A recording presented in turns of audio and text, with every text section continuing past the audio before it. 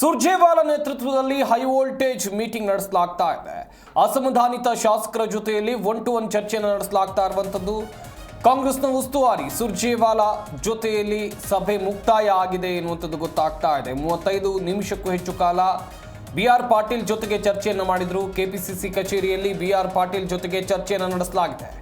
ರಾಜ್ಯದಲ್ಲಿ ನಡೆಯಲಿದೆ 2ನೇ ದಿನ ಸುರ್ಜೇವಾಲಾ ಕೌನ್ಸಿಲಿಂಗ್ ಎನ್ನುವಂಥದ್ದು ಗೊತ್ತಾಗ್ತಾ ಇದೆ. ಒಂದು ಕಡೆಯಲ್ಲಿ ರಾಜ್ಯ ಕಾಂಗ್ರೆಸ್ನಲ್ಲಿ ಎದ್ದಿರುವಂಥ ಅಸಮಾಧಾನವನ್ನು ನೀವೆಲ್ಲರೂ ಕೂಡ ಗಮನಿಸ್ತಾ ಇದ್ದೀರಿ. ಈ ಅಸಮಾಧಾನವನ್ನು ಶಮನ ಮಾಡೋಕೆ ರಾಜ್ಯ ಕಾಂಗ್ರೆಸ್ನ ಉಸ್ತುವಾರಿ ಆಗಿರುವಂಥ ರಣದೀಪ್ ಸಿಂಗ್ ಸುರ್ಜೇವಾಲಾ ಇವತ್ತು ಬೆಂಗಳೂರಿಗೆ ಬಂದಿದ್ದರು. ಕೆಪಿಸಿಸಿ ಕಚೇರಿಯಲ್ಲಿ ಹೈ ವೋಲ್ಟೇಜ್ ಮೀಟಿಂಗ್ ಅನ್ನು ನಡೆಸಿದ್ರು. ಅಸಮಾಧಾನಿತ ಶಾಸಕರು ಯಾರೆಲ್ಲ ಇದ್ದಾರೆ ಅವರನ್ನ ಕರೆದು 1-to-1 ಮೀಟಿಂಗ್, ಒಬ್ಬರನ್ನೇ ಕೂರಿಸ್ಕೊಂಡು ಮಾತಾಡೋದು. 1-to-1 ಮೀಟಿಂಗ್ ಮಾಡಿ ಅವರ ಸಮಸ್ಯೆ ಏನು, ಆ ಸಮಸ್ಯೆಗೆ ಪರಿಹಾರ ಏನು, ಅವರ ಡಿಮ್ಯಾಂಡ್ಗಳೇನು ರಾಜ್ಯ ಉಸ್ತುವಾರಿ ಕೇಳಿದ್ದಾರೆ. ಅಸಮಾಧಾನಿತ ಶಾಸಕರ ಜೊತೆಯಲ್ಲಿ 1-to-1 ಸಭೆಯನ್ನು ನಡೆಸಿರುವಂಥದ್ದು ಕಾಂಗ್ರೆಸ್ನ ಉಸ್ತುವಾರಿ ರಣದೀಪ್ ಸಿಂಗ್ ಸುರ್ಜೇವಾಲಾ. ಸುಮಾರು 35 ನಿಮಿಷಕ್ಕೂ ಹೆಚ್ಚು ಕಾಲ ಬಿ.ಆರ್. ಪಾಟೀಲ್ ಜೊತೆಯಲ್ಲಿ, ಅರ್ಧ ಗಂಟೆಗೂ ಅಧಿಕ ಕಾಲ ಬಿ.ಆರ್. ಪಾಟೀಲ್ ಜೊತೆಯಲ್ಲಿ ಚರ್ಚೆಯನ್ನು ನಡೆಸಿದ್ದಾರೆ ಅನ್ನೋಂಥದ್ದು ಗೊತ್ತಾಗ್ತಾ ಇದೆ. ಬಿ.ಆರ್. ಪಾಟೀಲ್ ಯಾವ ರೀತಿಯಾಗಿ ಕಾಂಗ್ರೆಸ್ನಲ್ಲಿ ರೆಬಲ್ ಆಗಿದ್ರು, ವಸತಿ ನಿಗಮದಲ್ಲಿ ಅಥವಾ ಮನೆ ಹಂಚಿಕೆ ವಿಚಾರದಲ್ಲಿ ಅಸಮಾಧಾನವನ್ನು ವ್ಯಕ್ತಪಡಿಸಿದ್ರು, ಅಥವಾ ಭ್ರಷ್ಟಾಚಾರ ಆಗಿದೆ ಎನ್ನುವಂಥ ದೊಡ್ಡ ಮಟ್ಟದ ಆರೋಪವನ್ನು ಮಾಡಿದ್ರು. ಸದ್ಯ ಈ ವಿಚಾರವನ್ನು ಕೂಡ ಅವರು ಚರ್ಚೆ ಮಾಡಿದ್ದಾರೆ ಎನ್ನುವಂಥದ್ದು ಗೊತ್ತಾಗ್ತಾ ಇದೆ. ಬಿ.ಆರ್. ಪಾಟೀಲ್ ಅವರ ಡಿಮ್ಯಾಂಡ್ಗಳು ಏನು, ಇದನ್ನು ಕೂಡ ಕಾಂಗ್ರೆಸ್ನ ಹೈಕಮಾಂಡ್ ನಾಯಕರು ಕೇಳಿಸಿಕೊಂಡಿದ್ದಾರೆ. ಇದನ್ನು ಬಗೆಹರಿಸುವಂಥ ನಿಟ್ಟಿನಲ್ಲಿ ಯಾವ ಕ್ರಮಗಳನ್ನು ಮುಂದಿನ ಹಂತದಲ್ಲಿ ಕೈಗೊಳ್ಳಬಹುದು, ಏನಾಗಬಹುದು ಸದ್ಯಕ್ಕಿರುವಂಥ ಪ್ರಶ್ನೆಗಳು.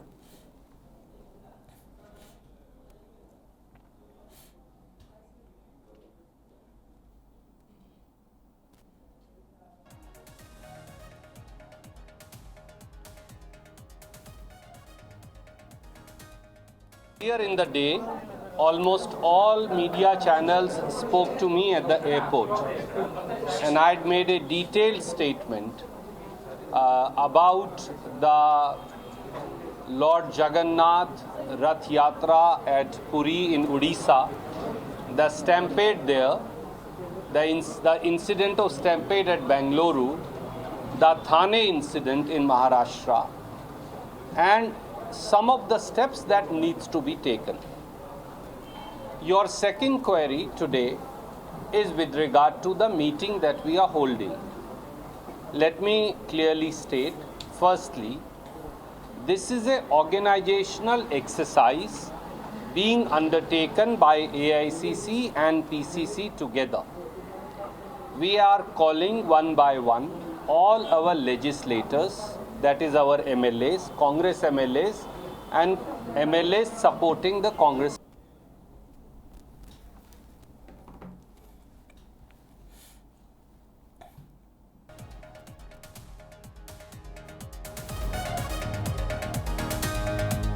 ಸುರ್ಜೇವಾಲಾ ನೇತೃತ್ವದ ಮೀಟಿಂಗ್ ಮುಕ್ತಾಯ ಆಗಿದೆ ಅನ್ನುವಂಥ ಮಾಹಿತಿ ಸಿಗ್ತಾ ಇದೆ. ದೀರ್ಘ ಸಭೆ ಆಯಿತು, ನಾನು ಹೇಳಬೇಕಾದದ್ದನ್ನು ಹೇಳಿದ್ದೇನೆ. ಹಾಗೆಯೇ ಸುರ್ಜೇವಾಲಾ ಅದನ್ನು ನೋಟ್ ಮಾಡಿಕೊಂಡಿದ್ದಾರೆ.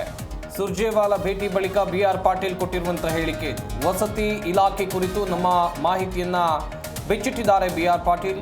ದಾಖಲೆ ಸಮೇತ ಸುರ್ಜೇವಾಲಾ ಗಮನಕ್ಕೆ ತಂದಿದ್ದಾರೆ ಬಿ.ಆರ್. ಪಾಟೀಲ್ ಎನ್ನುವಂಥದ್ದು ಗೊತ್ತಾಗ್ತಾ.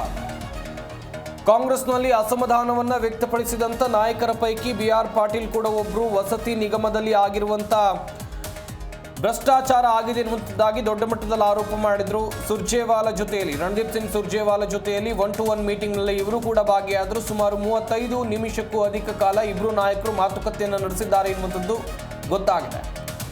ಮೀಟಿಂಗ್ ಬಳಿಕ ಬಿ.ಆರ್. ಪಾಟೀಲ್ ಮಾತಾಡಿದ್ರು. ಹೇಳಬೇಕಾದದ್ದನ್ನು ನಾನು ಹೈಕಮಾಂಡ್ ನಾಯಕರಿಗೆ ಹೇಳಿದ್ದೇನೆ ಅಂತ ಹೇಳಿದ್ರೆ ರಣದೀಪ್ ಸಿಂಗ್ ಸುರ್ಜೇವಾಲಾ ಅವರಿಗೆ ಹೇಳಿದ್ದೇನೆ, ಅದನ್ನು ಅವರು ನೋಟ್ ಮಾಡಿಕೊಂಡಿದ್ದಾರೆ. ಸುರ್ಜೇವಾಲಾ ಭೇಟಿ ಬಳಿಕ ಬಿ.ಆರ್. ಪಾಟೀಲ್ ಕೊಟ್ಟಿರುವಂಥ ಹೇಳಿಕೆ ಇದು. ವಸತಿ ಇಲಾಖೆ ಕುರಿತು ನನ್ನ ಮಾಹಿತಿ, ನನಗೇನು ಮಾಹಿತಿ ಇದೆ ಅದನ್ನು ನಾನು ರಣದೀಪ್ ಸಿಂಗ್ ಸುರ್ಜೇವಾಲಾ ಅವರಿಗೆ ಕೊಟ್ಟಿದ್ದೇನೆ ಅನ್ನೋದಾಗಿ ಹೇಳಿದ್ದಾರೆ.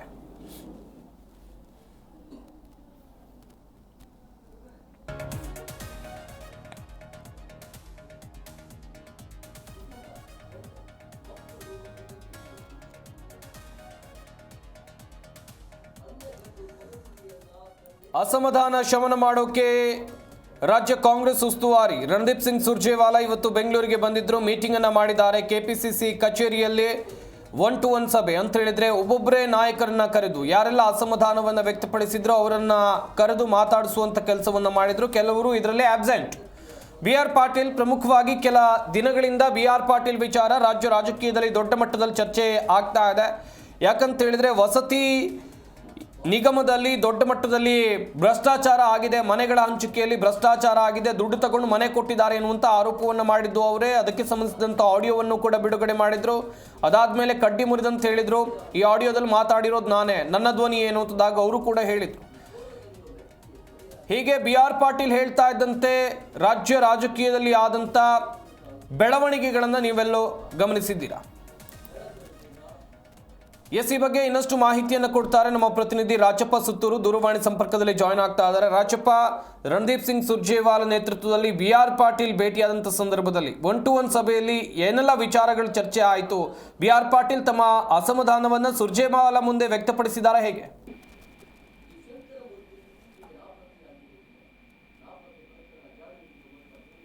ಭೇಟಿ ನೀಡಿ ಅವರು ತಮ್ಮ ಅಹವಾಲನ್ನ ಸಲ್ಲಿಸಿದ್ದಾರೆ ಮತ್ತು ಪ್ರಮುಖವಾಗಿ ಏನು ಈ ಒಂದು ವಿಚಾರ ಏನು ವಸತಿ ಇಲಾಖೆ ನಡೆದಿರುವಂತಹ ವಿಚಾರದ ಬಗ್ಗೆ ಮತ್ತು ಎಲ್ಲ ಸಂಬಂಧಪಟ್ಟಂತೆ ಹಗರಣಗಳು ನಡೆದಿರುವ ವಸತಿ ಇಲಾಖೆ ನಡೆದಿರುವ ಹಗರಣ ಮತ್ತು ಹಣವನ್ನು ಸಂಗ್ರಹ ಮಾಡಿರುವ ವಿಚಾರ ಸಂಬಂಧಪಟ್ಟಂತೆ ಅವರು ದಾಖಲೆ ಸಮೇತ ರಣದೀಪ್ ಸಿಂಗ್ ಸುರ್ಜೇವಾಲಾಗೆ ಮಾಹಿತಿಯನ್ನು ಸಲ್ಲಿಕೆಯನ್ನು ಮಾಡಿದಂತ ಮಾಹಿತಿ ಲಭ್ಯವಾಗ್ತದೆ. ಈ ಒಂದು ಸಭೆಯ ಬಳಿಕ ಮಾತನಾಡಿದಂತಹ ಬಿ.ಆರ್. ಪಾಟೀಲ್ ಅವರು ರಣದೀಪ್ ಸಿಂಗ್ ಸುರ್ಜೇವಾಲಾ ಅವರಿಗೆ ಎಲ್ಲ ಹೇಳಿಕೆಯನ್ನ ಕೊಟ್ಟಿದ್ದೇನೆ ಮತ್ತು ನನಗೇನೇ ಅಸಮಾಧಾನ ಇತ್ತು, ನನಗೆ ಎಲ್ಲಾ ವಿಚಾರಗಳ ಬಗ್ಗೆ ಅವರಿಗೆ ಮಾಹಿತಿಯನ್ನು ಕೊಟ್ಟಿದ್ದೇನೆ. ಅವರೆಲ್ಲವನ್ನೂ ಸಹ ನೋಟ್ ಮಾಡ್ಕೊಂಡಿದ್ದಾರೆ. ಮುಂದಿನ ಏನ್ ಕ್ರಮ ಕೈಗೊಳ್ತಾರೆ ಅವ್ರಿಗೆ ಬಿಟ್ಟಂತ ವಿಚಾರ ಅಂತ ಹೇಳುವಂತ ಒಂದು ಕೆಲಸವನ್ನು ಮಾಡೋದು. ಇದಾದ ನಂತರ ಹಲವಾರು ಶಾಸಕರು ಸಹ ಏನು ಬಂಗಾರಪೇಟೆ ನಾರಾಯಣ ಸ್ವಾಮಿ ಇರ್ಬೋದು ಅಥವಾ ಕೊತ್ತೂರು ಮಂಜು ಇರ್ಬೋದು, ಇನ್ನೂ ಸಹ ಹಲವಾರು ಜನ ಶಾಸಕರು ಇಂದು ಭೇಟಿ ನೀಡ್ತಾ ಇದ್ದಾರೆ. ಒಟ್ಟು ಸುಮಾರು ಇವತ್ತು 12ರಿಂದ 13 ಜನ ಶಾಸಕರಿಗೆ 20 ನಿಮಿಷಗಳ ಸಮಯಾವಕಾಶವನ್ನು ಕೊಟ್ಟಿದ್ದಾರೆ. ಹಾಗಾಗಿ ಶಾಸಕರು ಇಂದು ರಾಜಕ್ಕಾಗಿ ಅವರು ಬಂದು ಭೇಟಿ ಮಾಡಬೇಕಾಗಿತ್ತು. ಅಂದ್ರೆ ಇವರು ಬೇರೆ ಕಾರ್ಯಕ್ರಮ ನಿಮಿತ್ತವಾಗಿ ಇಂದು ಅವರು ಏನು ಬೆಂಗಳೂರಿಗೆ ಬರ್ಲಿಕ್ಕೆ ಸಾಧ್ಯವಾಗಿಲ್ಲ. ಹಾಗಾಗಿ ನಾಳೆ ರಾಜಕ್ಕಾಗಿ ಅವರು ಬರ್ತಾರೆ. ಹೀಗಾಗಿ ಇದು ಏನು ರಣದೀಪ್ ಸಿಂಗ್ ಸುರ್ಜೇವಾಲಾ ಅವರ ಅಭಿಪ್ರಾಯ ಸಂಗ್ರಹ ಇದೆ. ಸಂಗ್ರಹ ನಿಜಕ್ಕೂ ಈ ಒಂದು ಸಮಸ್ಯೆಗಳನ್ನ ಬಗೆಹರಿಸ್ಲಿಕ್ಕ ಅಥವಾ ಕೇವಲ ಕಾಟಾಚಾರದ ಕಣ್ಣೋರ್ಸ್ಲಿಕ್ಕ ಅಂತ ಅನುಮಾನಗಳು ಸಹ ಕೆಲ ಶಾಸಕರು ವ್ಯಕ್ತಪಡಿಸುವಂತ ಒಂದು ಪ್ರಯತ್ನವನ್ನು ಮಾಡ್ತಿದ್ದಾರೆ. ಅಭಿಪ್ರಾಯವನ್ನು ಈಗ ಮಲ್ಲಿಕಾರ್ಜುನ ಖರ್ಗೆ ಅವರು ಮಾತಾಡಿ ರಣದೀಪ್ ಸಿಂಗ್ ಸುರ್ಜೇವಾಲಾ ಅವರು ಯಾವೆಲ್ಲ ಮಾಹಿತಿಯನ್ನು ಸಂಗ್ರಹ ಮಾಡ್ತಾರೆ, ಸಂಗ್ರಹ ಮಾಡ್ಕೊಂಡು ಹೈಕಮಾಂಡ್ಗೆ ಯಾವೆಲ್ಲ ಮಾಹಿತಿಯನ್ನು ನೀಡ್ತಾರೆ ಅನ್ನೋದ ಮೇಲೆ ಮುಂದಿನ ಕ್ರಮವನ್ನು ಕೈಗೊಳ್ತೇವೆ ಅಂತ ಒಂದು ಎಚ್ಚರಿಕೆಯನ್ನು ಸಹ ಮಲ್ಲಿಕಾರ್ಜುನ ಖರ್ಗೆ ಕೊಟ್ಟಿದ್ದಾರೆ. ಹಾಗಾಗಿ ರಣದೀಪ್ ಸಿಂಗ್ ಸುರ್ಜೇವಾಲಾ ಕೊಡುವಂತ ವರದಿ ಇರ್ಬೋದು ಮತ್ತು ಅದ್ರ ಮೇಲೆ ಆಗುವಂತ ಕ್ರಮಗಳೇನು ಅಥವಾ ನಿಜಕ್ಕೂ ಅದರಿಂದ ರಾಜ್ಯ ರಾಜಕೀಯದಲ್ಲಿ ಬದಲಾವಣೆ ಆಗತ್ತಾ ಅಥವಾ ಕೇವಲ ಈ ಒಂದು ಶಮನವನ್ನ ಉಪಶಮನಗೊಳಿಸ್ಲಿಕ್ಕೆ ಅಥವಾ ಈ ಒಂದು ಗೊಂದಲವನ್ನ ಉಪಶಮನಗೊಳಿಸ್ಲಿಕ್ಕೆ ಮಾತ್ರ ಸೀಮಿತ ಆಗತ್ತಂತ ಅನ್ನೋದನ್ನ ಇನ್ನು 2-3 ದಿನಗಳು ಕಾದ್ ನೋಡ್ಬೇಕಾಗತ್ತೆ. ಯಾಕಂದ್ರೆ ಇವತ್ತು, ನಾಳೆ ಮತ್ತು ನಾಳಿದ್ದು 3 ದಿನಗಳ ಕಾಲ ರಣದೀಪ್ ಸಿಂಗ್ ಸುರ್ಜೇವಾಲಾ ಅವರು ತಮ್ಮ ಒಂದು ಅಭಿಪ್ರಾಯವನ್ನು ಸಂಗ್ರಹ ಮಾಡ್ತಾರೆ. ಅಂತಿಮವಾಗಿ 3ನೇ ದಿನ ಸುದ್ದಿಗೋಷ್ಠಿಯನ್ನು ನಡೆಸಿ ಅಧಿಕೃತವಾಗಿ ಒಂದು ಮಾಹಿತಿನ ಕೊಡುವಂತದ್ದು ಮತ್ತು ಯಾರೆಲ್ಲ ಭೇಟಿ ಏನೆಲ್ಲ ಮಾಡಬೇಕು ಅಂತ ಒಂದು ಎಚ್ಚರಿಕೆಯನ್ನು ಸಹ ನೀಡುವಂತ ಸಾಧ್ಯತೆ ಇದೆ. ಈ ಸಭೆಯಲ್ಲಿ ಶಾಸಕರು ಅಭಿಪ್ರಾಯವನ್ನು ಸಂಗ್ರಹ ಮಾಡಿದ ನಂತರ ಯಾವುದೇ ಕಾರಣಕ್ಕೂ ಮಾಧ್ಯಮಗಳ ಮುಂದೆ ಹೇಳಿಕೆಯನ್ನು ಕೊಡಬೇಡಿ. ಒಂದ್ ವೇಳೆ ಹೇಳಿಕೆ ಕೊಡ್ತಿದ್ದೆ ಅದಕ್ಕೆ ಕೊಟ್ಟಿದ್ದೆ ಅದರಲ್ಲಿ ಪಕ್ಷ ಮತ್ತು ಪಕ್ಷದ ವರಿಷ್ಠರು ಅದ್ರ ವಿರುದ್ಧ ಶಿಸ್ತು ಕ್ರಮವನ್ನು ಕೈಗೊಳ್ಳಬೇಕಾಗತ್ತಂತ ಎಚ್ಚರಿಕೆಯನ್ನು ಸಹ ರಣದೀಪ್ ಸಿಂಗ್ ಸುರ್ಜೇವಾಲಾ ಎಲ್ಲ ಶಾಸಕರು ಕೊಟ್ಟಿರೋ ಕಾರಣಕ್ಕೋಸ್ಕರ ಯಾವ ಶಾಸಕರು ಸಹ ಹೆಚ್ಚಿನ ಮಾಹಿತಿಯನ್ನ ಮಾಧ್ಯಮಗಳ ಮುಂದೆ ಹಂಚಿಕೊಳ್ಳುವಂತ ಪ್ರಯತ್ನವನ್ನ ಮಾಡ್ತಾ ಇಲ್ಲ. ಸಂಪತ್, ಥ್ಯಾಂಕ್ ಯು ರಾಜಪ್ಪ ತಮ್ಮೆಲ್ಲ ಡೀಟೇಲ್ಸ್ಗಾಗಿ. ಹಾಗೆಯೇ ರಣದೀಪ್ ಸಿಂಗ್ ಸುರ್ಜೇವಾಲಾ ಅವರನ್ನ ಭೇಟಿಯಾದ ನಂತರ ಬಿ.ಆರ್. ಪಾಟೀಲ್ ಮಾಧ್ಯಮಗಳ ಜೊತೆಯಲ್ಲಿ ಮಾತನಾಡಿದ್ರು. ಅವ್ರು ಏನ್ ಹೇಳಿದ್ರು ಬನ್ನಿ ನೋಡೋಣ. ನೀವೇ ಜನ ಹೇಳ್ತಿರೋದು, ನನಗೆ ಹೈಕಮಾಂಡ್ಲಿಂದ ಕರೆ ಬಂದಿತ್ತು. ಮಾನ್ಯ ಸುರ್ಜೇವಾಲಾ ನಮ್ಮ ಅಖಿಲ ಭಾರತೀಯ ಕಾಂಗ್ರೆಸ್ ಕಮಿಟಿಯ ಪ್ರಧಾನ ಕಾರ್ಯದರ್ಶಿಗಳು ಅವ್ರ ಜೊತೆಗೆ ದೀರ್ಘವಾದಂಥ ಚರ್ಚೆ ಆಯಿತು. ನಾನು ಹೇಳಬೇಕಾದದ್ದನ್ನೆಲ್ಲ ಅವರಿಗೆ ಹೇಳಿದ್ದೇನೆ.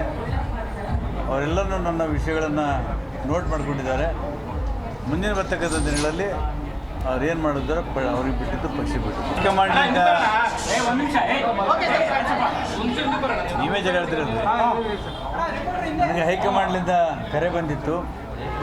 ಮಾನ್ಯ ಸುರ್ಜೇವಾಲಾ ನಮ್ಮ ಅಖಿಲ ಭಾರತೀಯ ಕಾಂಗ್ರೆಸ್ ಕಮಿಟಿಯ ಪ್ರಧಾನ ಕಾರ್ಯದರ್ಶಿಗಳು ಅವ್ರ ಜೊತೆಗೆ ದೀರ್ಘವಾದಂಥ ಚರ್ಚೆ ಆಯಿತು. ನಾನು ಹೇಳಬೇಕಾದದ್ದನ್ನೆಲ್ಲ ಅವರಿಗೆ ಹೇಳಿದ್ದೇನೆ. ಅವರೆಲ್ಲರೂ ನನ್ನ ವಿಷಯಗಳನ್ನು ನೋಟ್ ಮಾಡಿಕೊಂಡಿದ್ದಾರೆ. ಮುಂದಿನ ಬರ್ತಕ್ಕಂಥ ದಿನಗಳಲ್ಲಿ ಅವ್ರು ಏನು ಮಾಡಿದ್ರು ಅವ್ರಿಗೆ ಬಿಟ್ಟಿದ್ದು ಪಕ್ಷ ಬಿಟ್ಟು ಹೈಕಮಾಂಡ್ನಿಂದ ನೀವೇ ಜನ ಹೇಳ್ತಿರೋದು, ನನಗೆ ಹೈಕಮಾಂಡ್ಲಿಂದ